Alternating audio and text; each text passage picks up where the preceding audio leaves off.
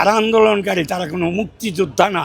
বলুক এমন কোনো মুক্তিযোদ্ধা বুকে হাত দেয়া যে জয় বাংলা স্লোগান দিয়ে নেই, জয় বাংলা স্লোগান দিয়ে হাতিয়ার ধরিয়ে নেই। বলুক 24 নিয়ে 24 তোমরা যা ইচ্ছা তা করো। 24 71 সাথে তুলনা করবে, এটা গুনাহ হবে, পাপ হবে যে করবে। জনগণের ধ্বনি ছিল জয় বাংলা, জয় বঙ্গবন্ধু। আমাদের তো জিন্দাবাদ ছিল না। এখানে কোনো মুক্তিযোদ্ধা এখানে সাহস পাইছে কথা বললে। এটা একটা প্রতিরোধ করতে গেছিল, সরকারকে উৎখাত করার জন্য এটা হইতে পারে।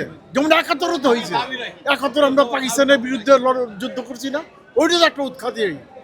এরাও করতে গেছে, তারাও যা ব্যথা পাইছে, তারাও যা শহীদ হয়েছে, তারাও যে আপনার যুদ্ধ আহত হয়েছে, তারা সে মূল্যায়ন পাক, এটা আমাদের কোনো আপত্তি নেই। কিন্তু মুক্তিযুদ্ধের সাথে, জয় বাংলার সাথে, বঙ্গবন্ধুর সাথে এটার কোনো তুলনা হইতে পারে না। এটা হলো আমার কথা। 24 এনার্জি, এটা হলো একটা সরকারকে পতন করার জন্য। একাধিক সরকার পতন হবে, কিন্তু মুক্তিযুদ্ধ একবারই হবে। এই বাংলাদেশ একবারই হয়েছে এবং এই বাংলাদেশ থাকবেই। এই বাংলাদেশের সাথে 24-এর সাথে কোনো 24 আরো হইতে পারে। 24-এর কোনো মুক্তিযোদ্ধা না, এটা একটা সন্ত্রাসী। এটা দেখা গেছে যে চুরি বাটপারি করে যখন নাকি দেশ থেকে সমস্ত লুটপাট করে নিয়ে যাইতেছে, ছাত্র অপমানিত হয়েছে। এটার মধ্যে ছাত্ররা বেশি অপমানিত হয়েছে, এখানে ওরা কন্ট্রোল করতে পারে নাই।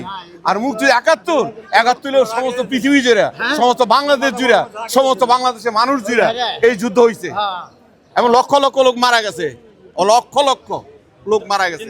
কেমনে মারা গেছে? বাংলাদেশে মারা যায়নি, ভারতে মারা গেছে শরণার্থী। 1 কোটির মধ্যে 25 লক্ষ মারা গেছে শিশু আর মহিলা। বুঝছেন? ইতিহাস জানতে হবে। 71 আর 24 যখন উনি এক বলছে, আপনারাই বলেন এটা কি সম্ভব? 9 মাস যুদ্ধ করছে আর ওনারা আন্দোলন করছেন। ওনারা তো যুদ্ধ করেন নাই।